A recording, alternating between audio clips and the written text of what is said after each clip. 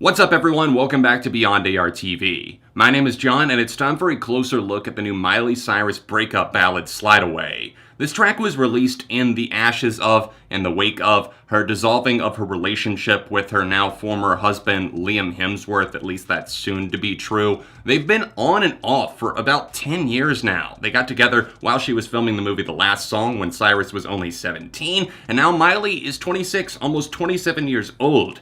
And in the wake of that, in the wake of them tying the knot last year, getting married at the end of 2018, already here in August 2019, the pair has separated and they continue to slide away from each other. Now, I've been quick to point out flaws in Miley's music, and I've been quick to criticize when it's not exactly strong, but it's genuinely only because I think she can do a whole lot better, and tracks like Slide Away show Miley at her full potential. In fact, I feel that this song is kind of like a part 2 to Bottom of the Ocean that came out on her album Breakout like 10 years ago. Believe it or not, that was one of the only Miley Cyrus songs that I actually knew back in the day, and it was because my girlfriend at the time in high school was telling me about Miley's music, and she showed me that song, and I genuinely liked it. And then she broke up with me, and that unintentionally became my breakup anthem, at least for that part of my life. On that track, Bottom of the Ocean, Miley talks about how love is floating away, it's fleeting, where does the love go? I don't know. And now on this new track, Slide Away, it seems like she's connecting the dots as a more mature, more informed, and just smarter person all around,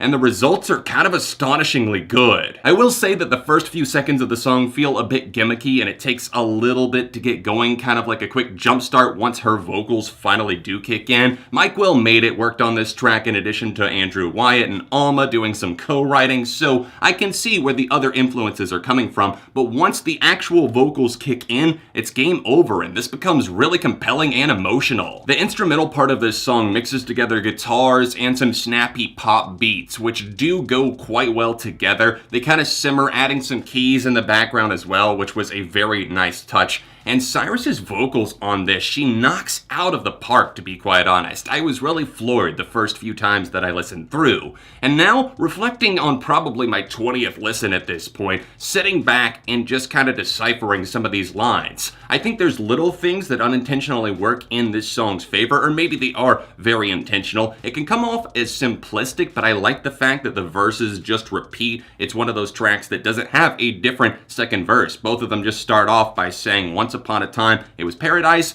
once upon a time I was paralyzed. It's little plays on words like that that kind of keep me coming back. Slide Away functions quite well on the notion of having a heightened atmosphere to it, but what becomes even more gripping for me is the fact that when it does hit those climaxes, like rolling into the chorus where she basically just belts out, so once you slide away, it becomes that much more important. It becomes a focal point of the song. I really respect that this isn't just some bitter breakup song that was just shat out, essentially, shot into the world saying, this is whatever, this is going to be relevant for like maybe a week or two, but she took the time to make this, yes, specific to her, but also mass appealing enough to apply to other people's situations, and the end result is really beautiful. It's kind of tender in a way, and it's also saying, I didn't necessarily want to give up. I don't give up easily, in fact, she says, but I have to let go of this. You go back to the ocean. I want my house in the hills. I want these things, but I can't